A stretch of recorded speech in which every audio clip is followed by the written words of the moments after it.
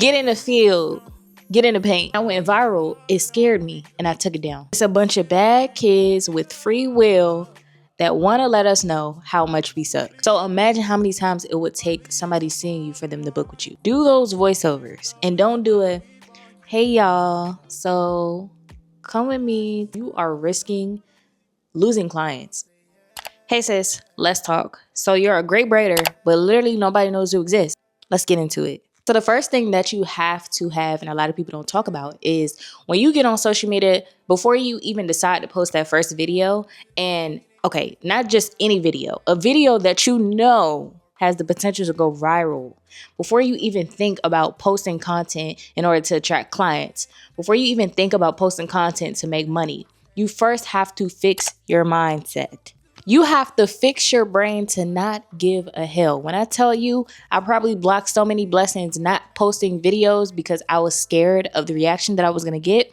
My first viral video was not a good video. And then I posted another video that went viral. This video didn't go viral for the reasons that I wanted to go viral either.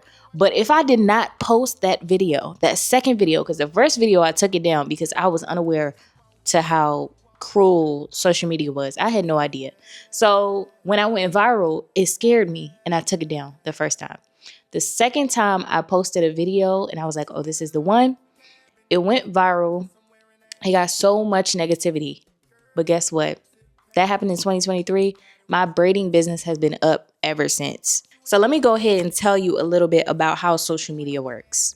There is, and I'm just going to be blunt. I talk about this all the time. You know how in school we had the bad kids, okay? We had the bad kids and then we had the scholar kids, okay? We had the scholar kids and we had the kids that were just like extraordinary. So right now we're the extraordinary kids. The bad kids be hating on the extraordinary kids. They don't get attention at home. They probably hungry. They probably don't have the coolest clothes. They probably aren't happy with life. Those are the same people that are now out in the world bullying people online. It's a bunch of bad kids with free will that want to let us know how much we suck. They exist. And it doesn't matter what you do. You can't get rid of these people. Get used to it. If you're posting and your goal is to get a brand deal, if your goal is to get exposure for your business, you have to post and be able to not care about what's going to happen after you post that video. This is literally how I imagine trolls. And sometimes the trolls be your best friend. I don't know. This is how I imagine them though. Just a big back sitting in a room in the dark with a hoodie on, shades, probably eating some sloppy, greasy food, getting grease all over the keyboard and just typing away. I had to realize quickly the internet is cruel and the internet is not going to not be cruel because you decide to post a video. If you decide to put your face on that internet, you need to be okay with whatever happens after that. Now, I do know it's easier said than done because like I said, when I first posted that first video, I wasn't aware and I was very caught off guard.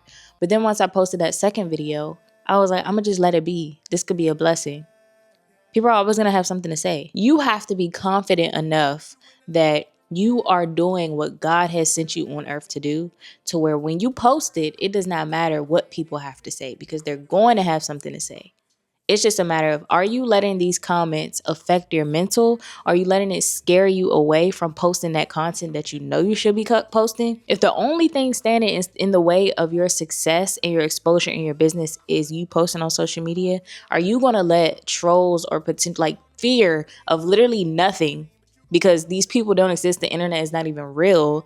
If you're letting your fear of what people could think of you being perceived, if you're letting that stop you from your literal blessing, you don't deserve it. You have to get out of your head. You can't be like, oh, I don't want to show my face. Oh, I don't like the way I do voiceovers. I don't like the way I look. I don't like the way I talk. You got to get over that. And yes, you can do faceless content, but that's going to lead us into the next topic, which is they don't trust you. If you want to do faceless content and you're a braider or you're a travel braider, or it's possible. I wouldn't recommend it because How are people supposed to trust you if they don't even know what you look like? They've never heard your voice. All they see is your hands and a caption on the screen with some music. I always tell people that you are the brand. People buy into you before they buy into your business. They pay you attention before they pay you with their money. So if you don't even get their attention, if you're scared to even show your face because you're scared of being judged, how are you supposed to build up trust with people? These people want to see your face. You got to show up. It takes 7 times for someone to see you on their timeline. And this is just on a very lenient end, because sometimes I see people back to back to back, and I purposely don't follow them because I enjoy seeing them once in a while. So in order to get someone to actually follow you, they have to see you multiple times, multiple times, multiple times. So imagine how many times it would take somebody seeing you for them to book with you. I've had clients that I went to and they're like, oh yeah, I've been following you for like 2 years. And I'm like, it took you 2 years to trust me? It takes time for people to trust you. So your best bet is to come on being as authentic as you can. Show your face, show your work, do voiceovers, tell your true feelings about the beauty industry, tell your true feelings about your client experience, be authentic, tell them the good times, the bad times, when you made a lot of money, when you lost a lot of money, the issue that you had with your client this week. You don't have to be problematic, but be honest, be authentic, and be yourself. Act as if you're talking to your man, because all the aesthetic stuff is cute. It's cute, but it will never do as well as someone literally coming on the internet, hair busted, looking a mess, looking like they just woke up, maybe even in their bonnet, and telling a story. So let's get into the next topic. Get with the times. Like I said, if you're not on social media, you're not posting, you are in 1982. We're not handing out flyers anymore. We're doing things in a more creative way. We have magnets on our phone where you can tap it on somebody's phone and your Instagram comes up. Not your phone number, not your website, your Instagram. Of course, unless you're selling a course or anything like that, your Instagram will come up because that is your portfolio. Your social media platform is your portfolio. And it's, you know how we used to have the hair books back in the day where people would scroll, like open the hair book and see all the styles you offer and they'll choose one. That is now Instagram. So it's your dating profile. It's your portfolio. It is your resume. It's your credibility. Are you trustworthy? All of those things people are going to be able to find out on your Instagram page. So with that being said, you can't just make one post once a month and think that you're just going to get a bunch of bookings. That's not how that works. Like I said, people need to see you so many times to where they can't get rid of you. They keep seeing you. They want to book with you. They love your work. It was just one thing in one video that you were not about to post that made them actually pull the trigger and book with you. You have to get with the times. You have to learn the equipment that you need. You have to learn how to get certain angles.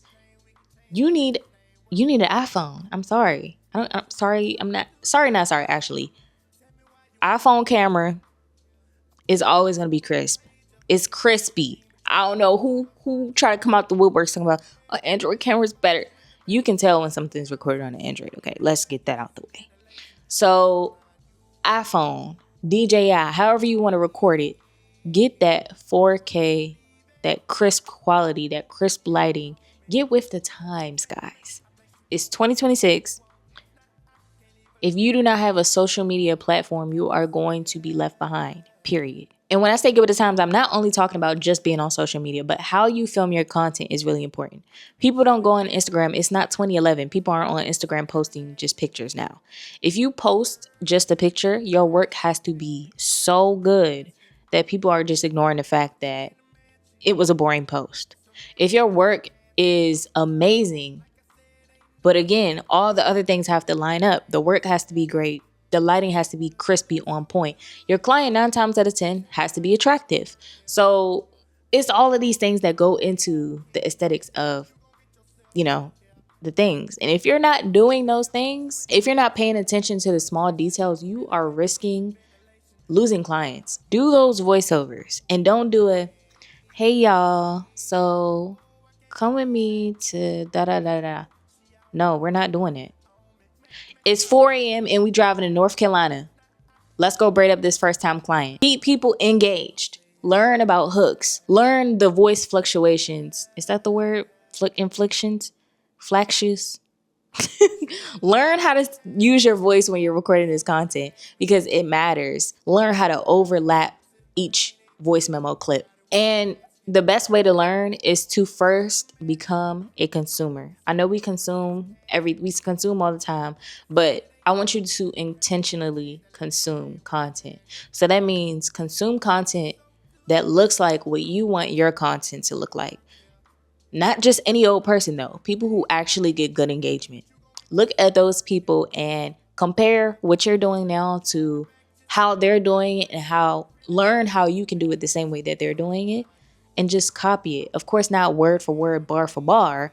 Make it your own, but use that as like a template. So the next thing is don't get caught up. And this is something that stems from fear. People get caught up in the comments, in the controversy, in the propaganda. People get caught up in all the wrong things when you are on social media to gain clients, not to gossip, not to argue back and forth with people in the comments, not to even read the comments if you don't want to. You can engage with people, but for me personally, I don't read my comments. Why? Because I love peace.